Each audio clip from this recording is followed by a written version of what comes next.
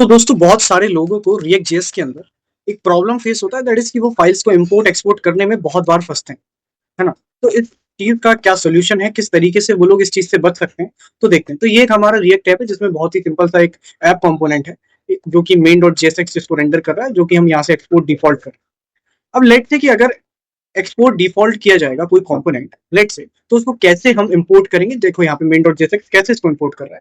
हम सिंपली बोल रहे हैं import app, this would be anything, है ना। यहाँ पे अगर कोई कंपोनेंट आपने डिफॉल्ट एक्सपोर्ट किया है, तो यहाँ चाहे आप ऐप लिखो, चाहे आप फैप लिखो, चाहे आप फेफ लिखो, है ना, डजेंट मैन।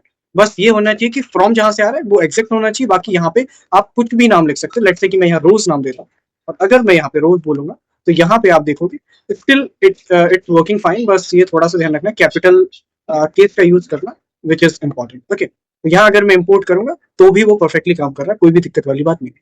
पहला केस तो हो गया कि अगर एक्सपोर्ट डिफॉल्ट हो। अब अगर से कोई नेम्ड एक्सपोर्ट हो, लेट्स से कि मैं इसे नेम्ड एक्सपोर्ट कर रहा हूँ।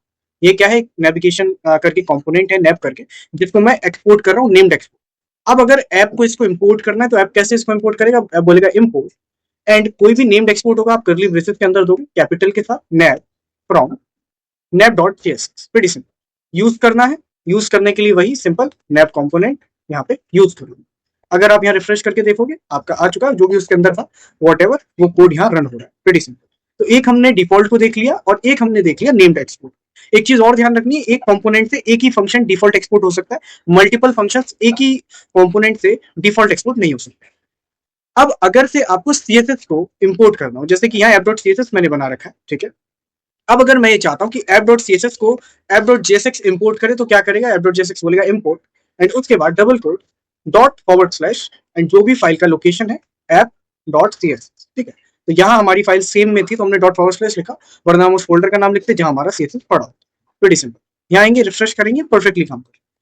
अब कई बार हमें इमेजेस को इंपोर्ट करना होता है, तो आप देखोगे मैंने एसेट्स के अंदर इमेजेस पड़े हुए हैं। लेट से अगर मुझे इमेज को इंपोर्ट करना है, मैं बोलूंगा इंपोर्ट, जो भी इमेज का नाम है वट एवर, कैपिटल से आप लिखोगे। बस यहाँ पे ये ध्यान रखना, पिक टू फ्रॉम एसेट्स और पिक डॉट जेपीजी। अब ये कैपिटल से लिखना एक कन्वेंशन है, इसलिए कैपिटल से ही लिखते हैं, तो फोकस ऑन दैट।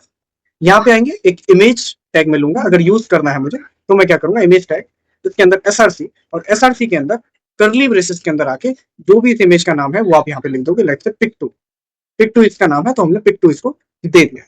अब अगर आप यहाँ आओगे, रिफ्रेश करोगे, तो आपको पिक टू भी यहाँ पे देखने को मिल जाए, ठीक है। साइज है, ये सब चीजें आप मैनेज करें। तो यही चीज हमें सीखनी थी कि हम कैसे इमेजेस को, सीएसएस को, and named and default exported component को गेट और